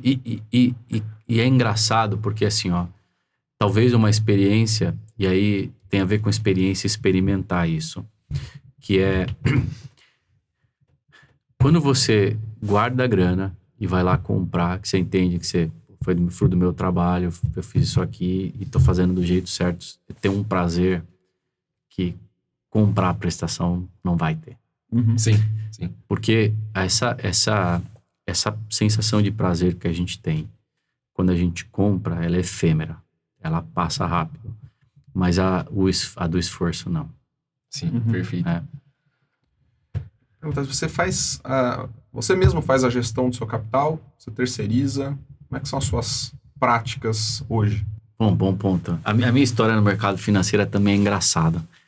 Quando eu comecei com essa história de entender que o banco pagava pouco. Aí eu ouvi falar na época de uma tal de XP. Abri uma conta em 2001 na XP. Logo lá no comecinho, foi mais ou menos essa época. E vi que já tinha mais benefícios ter eventualmente uma conta em outro lugar. E aí, só que eu comecei, aí já me abriu a oportunidade de negociar com o meu banco, né? E quando você vai tirar a grana do banco, o banco também negocia. Sim. Então eu comecei a ter rendimentos já diferenciados no meu próprio banco, porque eu negociei, dizia assim, vocês estão pagando menos que o outro. Como é que faz? Então, de novo, a observação, você precisa estar atento e entender que o dinheiro é um dos aspectos importantes da vida. E depois disso, uma vez eu tenho um grande amigo, ele mora em Brasília, inclusive, ele me ligou e falou assim, cara, eu tava trabalhando aqui, tinha um cara aqui do meu lado, ele tava com um gráfico de não sei o que na tela, eu fui falar com ele, já ouviu falar do Forex? E aí ele falou assim pra mim, bom, o cara tá investindo, não sei o que, eu falei assim, cara, que Forex, que negócio é esse? Ele falou, é simples, você pega a grana, envia pra Austrália. Sim. Né?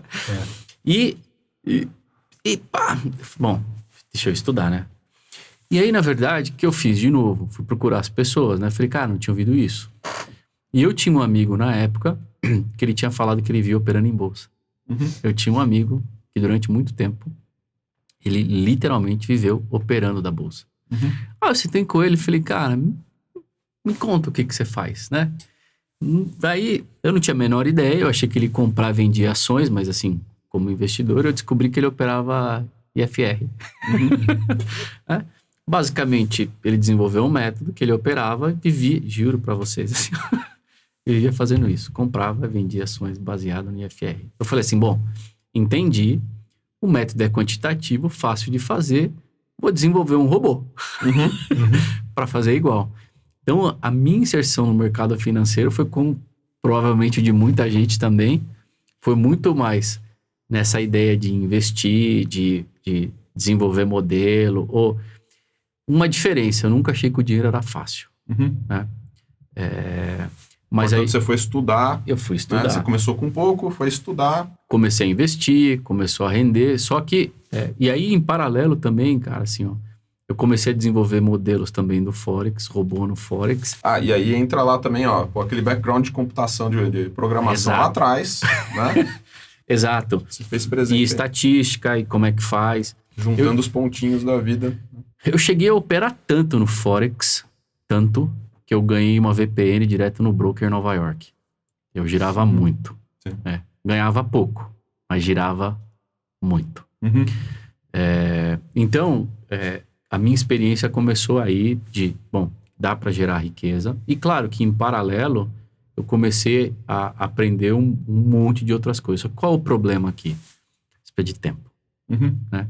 E é um tempo que eu não tenho. Tive por um tempo, eventualmente conseguiria fazer, mas não tenho. Aí eu falei, bom, isso aqui eventualmente tem coisas, tem oportunidades, mas eu sou um cara que eu trabalho, eu tenho estudo, faço um monte de outras coisas. Eu falei, bom, com o que eu aprendi, o que eu consigo fazer, né? Aí eu comecei cada vez mais, eu fui estudar valuation, né? Como é que os analistas fazem? De novo, cada hora indo atrás de alguém. Aí eu conheci uma mulher que ela largou a vida dela e vive investindo a grana dela. Ela vive literalmente. Porque assim, tem outra coisa importante, assim, ó. Você vai atrás de alguém, faz de alguém que faça, não alguém que diz que faz. Uhum. Né? Então, a minha vida inteira eu fui procurar as pessoas que faziam aquilo. Né? E, cara, eu achei a ideia do valuation, da análise de empresas também fantástico. Só tem um problema. Tempo. Uhum. Né? Então, no final, qual é o modelo que fez mais sentido para mim e o que deu mais certo para mim? Eu faço minha análise, especialmente análise macro do ambiente. Eu tenho tempo, faz sentido. Estudei administração, é onde eu consigo navegar com mais facilidade. Né? Pago research para que eles possam analisar. Cara, eles têm muito mais gente para fazer análise das empresas do que eu. Então, eu leio relatórios sobre as empresas, leio relatório sobre FIIs, sobre absolutamente tudo que tenha no mercado, mas eu faço a minha composição do meu portfólio baseado no meu apetite de risco, baseado no que o mercado tem. Então, aí foi aonde fez mais sentido para mim, especialmente porque me toma menos tempo e, eventualmente, eu acho, inclusive, que o retorno é maior. Por quê? Bom, você pode falar assim, bom, e quem vive disso, faz isso todo dia? Eu falei, cara, quantas pessoas a gente conhece que que geraram riqueza fazendo trade? Quantos você conhece? Jim Simons? Pouquinho. Jim Simons, lá nos Estados Unidos. Né? Edward Thorpe. Né? Só. Né? O Buffett também. Mas, enfim, ao longo de várias décadas, aquela coisa toda, são raríssimos. Quem ganha dinheiro mesmo no mercado financeiro fala, pô, o Benchimol, né? Benchimol construiu uma empresa que intermedia negócios. Ele não fez o investimento em si.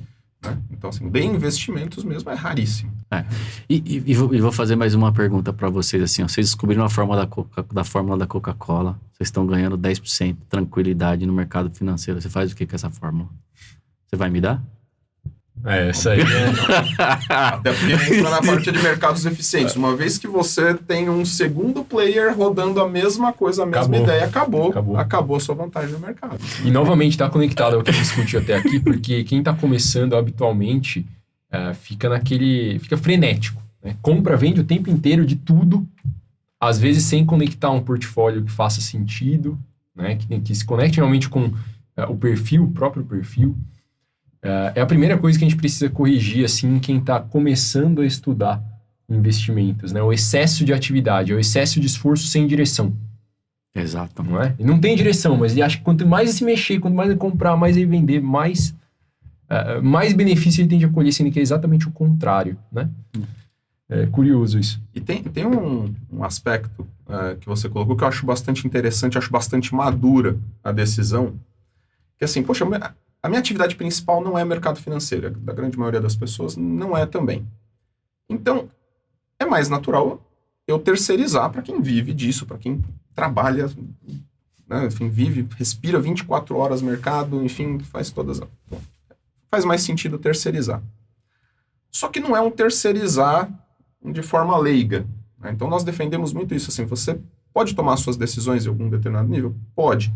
Pode terceirizar? Pode. Mas só que você, com conhecimento, com o estudo, você consegue avaliar para quem você terceiriza, quais as decisões que estão sendo tomadas por você não, eles estão tomando decisão por você. Claro.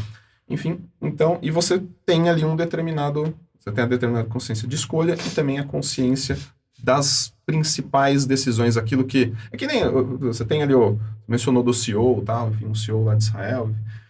Quando a decisão é realmente importante, você tem que estar presente. Exato. Né? O microgerenciamento, enfim, decisões do tático para o operacional, você pode terceirizar. As grandes decisões, você tem que estar presente, tem que estar consciente. E é aí que vale o estudo. Né? Terceirizar de forma leiga não é um caminho. E vou te dar um exemplo, assim, muito claro disso. De decisões que eu tomei e que foram acertadas. E, eventualmente, também tomei algumas que eu acho que foram ruins e posso compartilhar também. Mas vou dar um exemplo clássico. Quando a Bolsa estava operando máximas, especialmente lá nos Estados Unidos, existe uma corrente que diz assim, vai lá e aporta um pouco todo mês. Que é bom. Eu acho muito, muito coerente. Agora a pergunta, vai aportar onde? Né? Então, tem, por exemplo, algumas casas de análise que dizem o seguinte, olha, cara, compra dólar, não importa se ele vai subir ou se ele vai cair, porque no médio e longo prazo não vai fazer muita diferença. Aí eu te faço uma pergunta. Bom, eu tô vendo que existe uma deterioração nos indicadores econômicos. Eu tô vendo que a gente vai ter, eventualmente, uma diferença aí. Eu não acho que a bolsa, eventualmente, americana, eu acreditava que ela ia cair.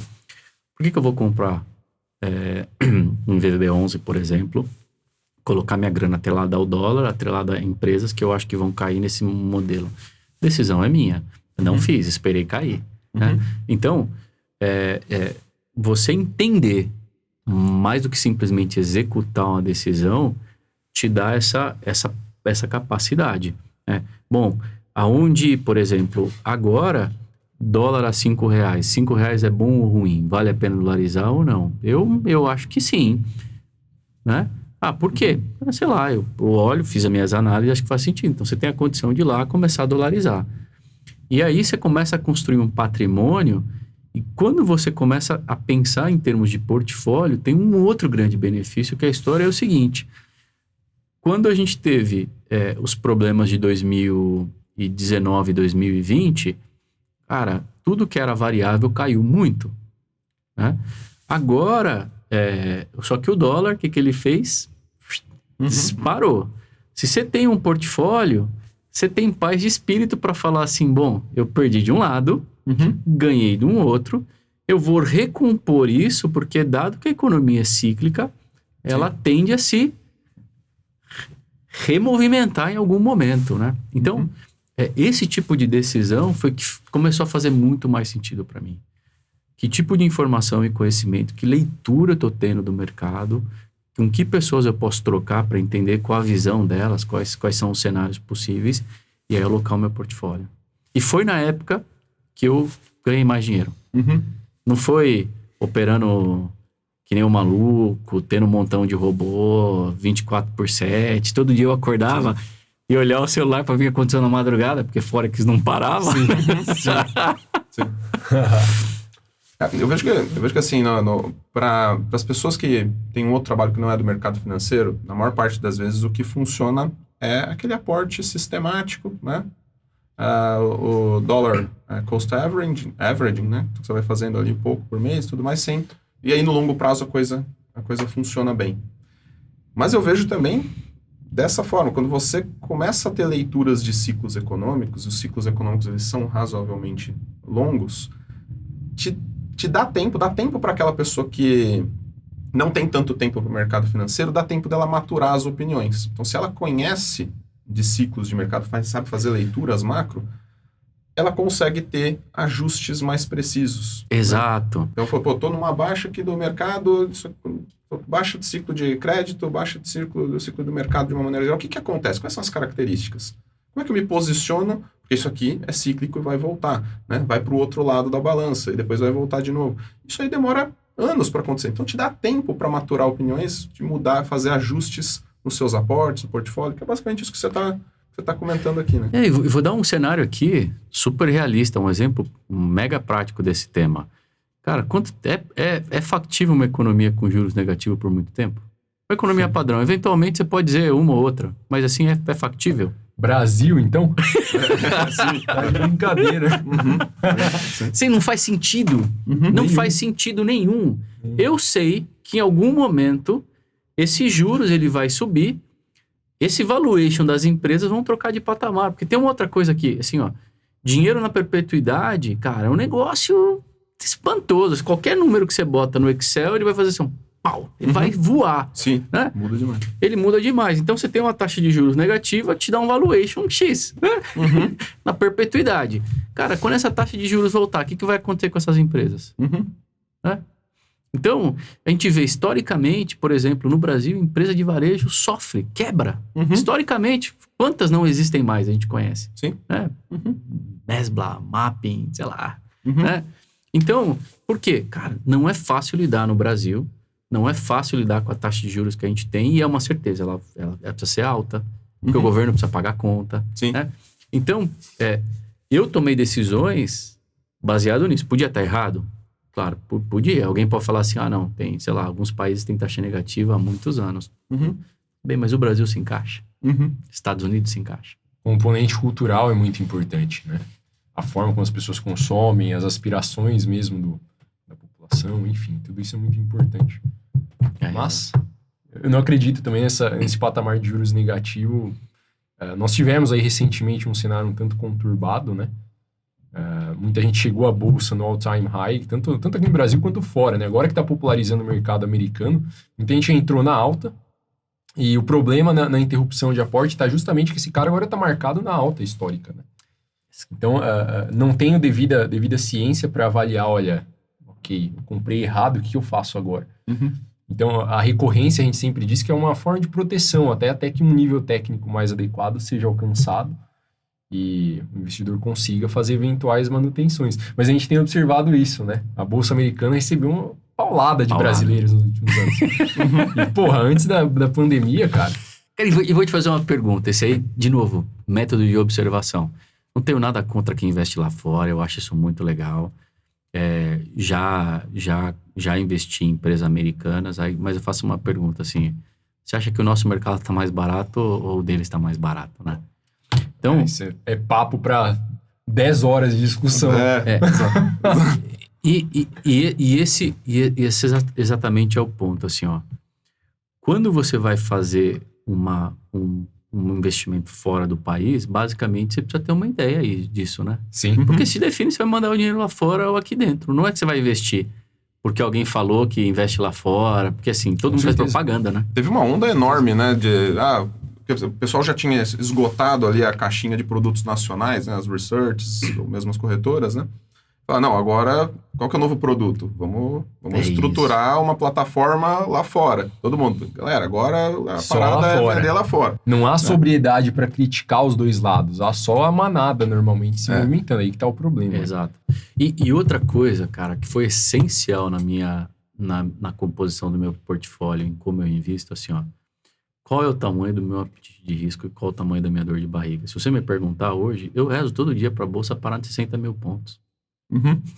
Sim. Porque a 60 mil pontos eu vou comprar até o meu carro de bolsa. Tô aqui brincando, exagerando, mas assim, para mim não é dor de barriga. Eu literalmente torço para ela cair. Sim. Né?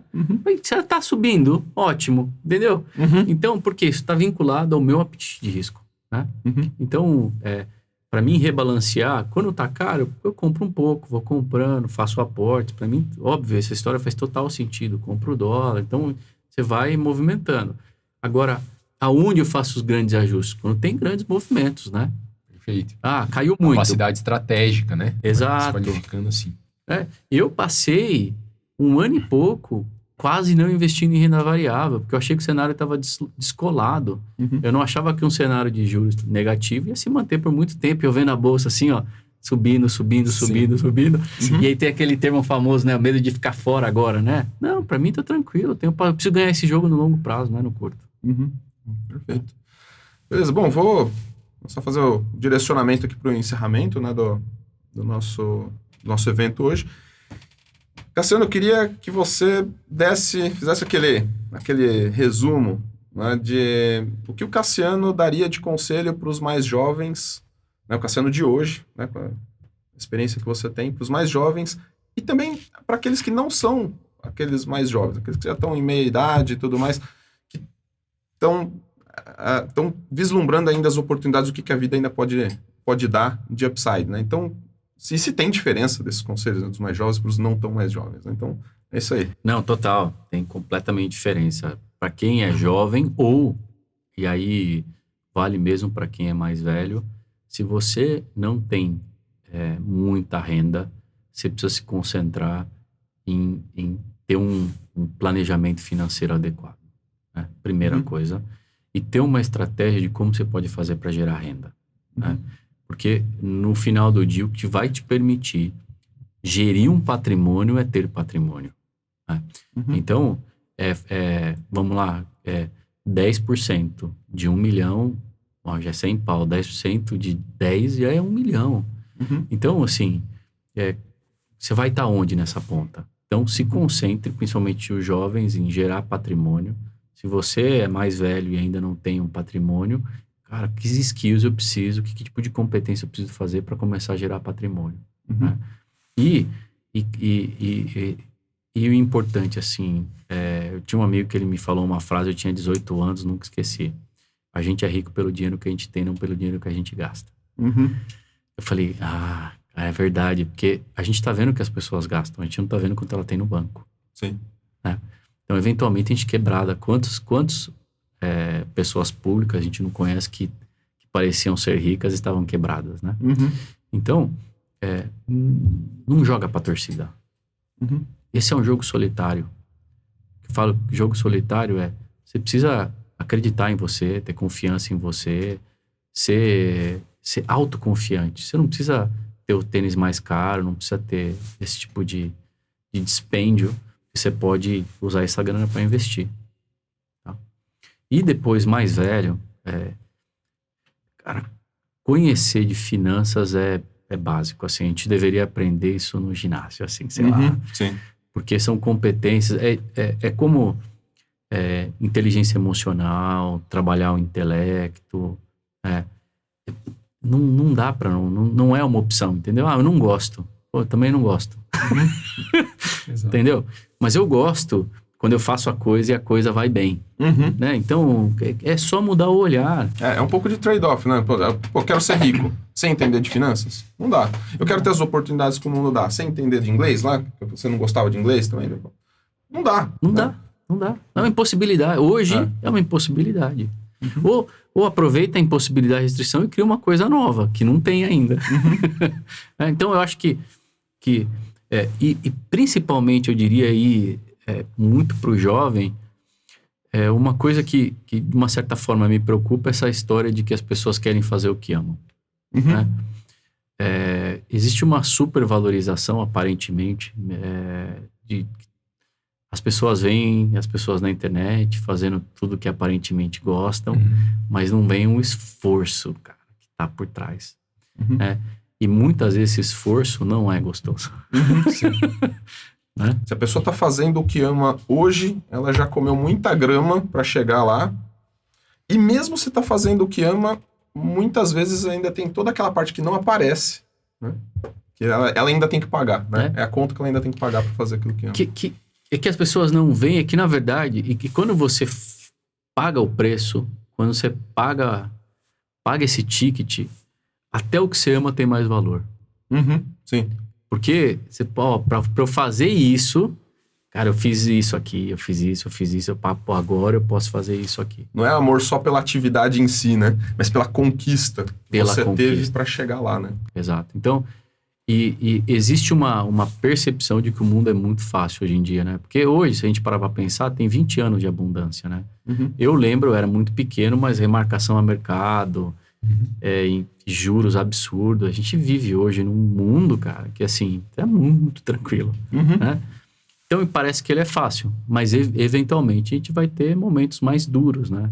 Seja momento econômico, né? Dado um ciclo econômico, ou seja, realmente pela nossa maturidade, pelo que a gente desenvolveu, porque assim, a vida vai te cobrando o tempo inteiro, né?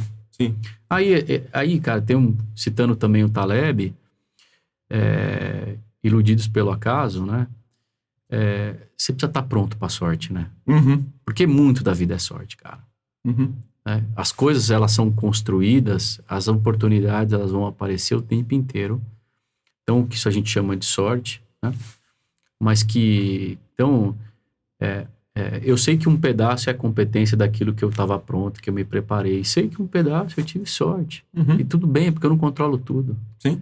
Né? Não preciso ter essa ansiedade que vou controlar o universo. Não, mas cara, se você fizer o seu pedacinho, uma hora vai acontecer. Sim. E Cassiano, vamos lá. Quer vender um jabá hoje? O que você está fazendo hoje? Enfim, fala um pouquinho do que você está fazendo hoje, quais são os seus planos. Então é isso. Essa é uma ótima pergunta, porque e aí eu vou contar uma curiosidade que eu não falei até agora. Eu queria ter independência financeira com 30 anos. Era o meu sonho quando eu tinha 18. Não rolou. Demorou um pouco mais para vir, mas é engraçado, porque quando eu olho para trás, a minha expectativa estava descasado com a possível realidade. Mas você vê, mesmo assim, quando você tem uma ideia, um roteiro, você chega, né? Então, o meu plano atual, eu estou no momento de vida, eu presto serviço para uma empresa de Israel, que ela é uma empresa, faz um trabalho fantástico. Essa é uma outra coisa legal também, que assim, quando você tem opção, você pode escolher, né?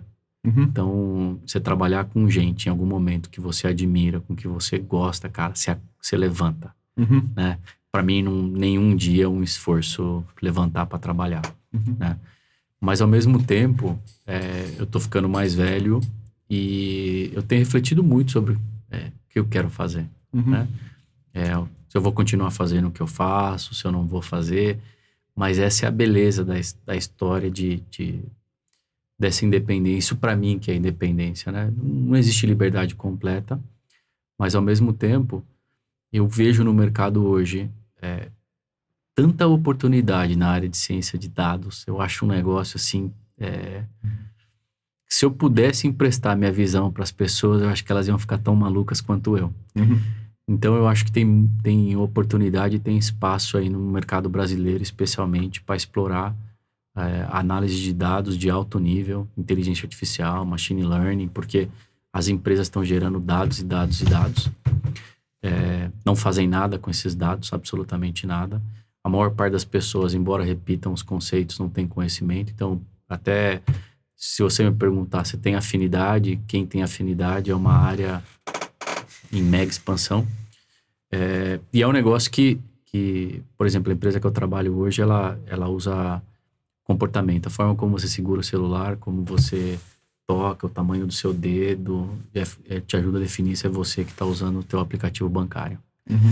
Então, você vê um negócio completamente, assim, entre aspas, impensável, né? Mas alguém foi lá e pensou.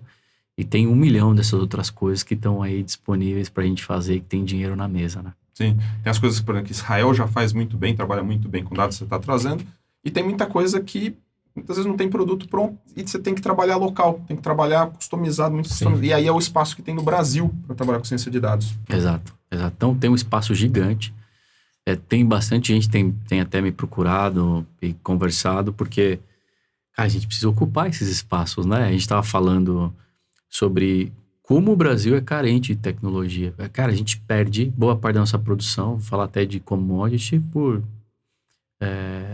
no escoamento da produção. Cara, não chega. E como a gente consegue fazer de forma inteligente, como a gente consegue explorar esse universo. Então, e é esse o olhar, né? Conectando também de novo, cara, se eu tô vendo, olhando de fora, boa parte dessas empresas, e quem tá dentro?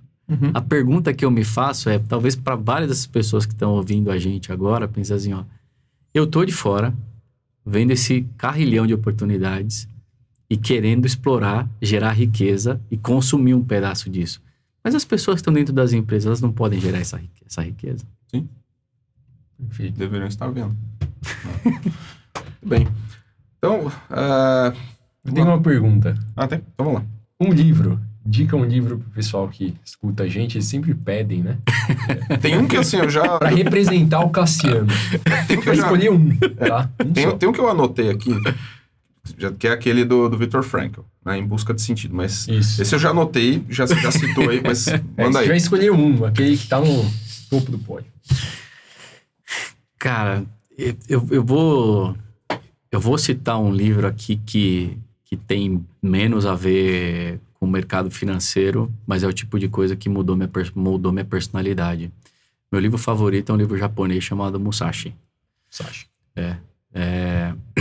E só explorando só um pouquinho esse tema, ele é um cara que não tinha nada, não tinha absolutamente talento nenhum, depois se tornou o espadachim, o samurai mais conhecido do Japão. E o livro é simplesmente a história dele. O que para mim é uma história tão inspiradora que quando eu fui pro Japão, eu fui conhecer lá onde ele viveu, onde ele morreu, inclusive.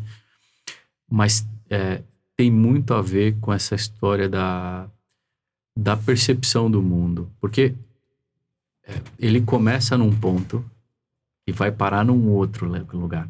Sim. E como é que é essa trajetória?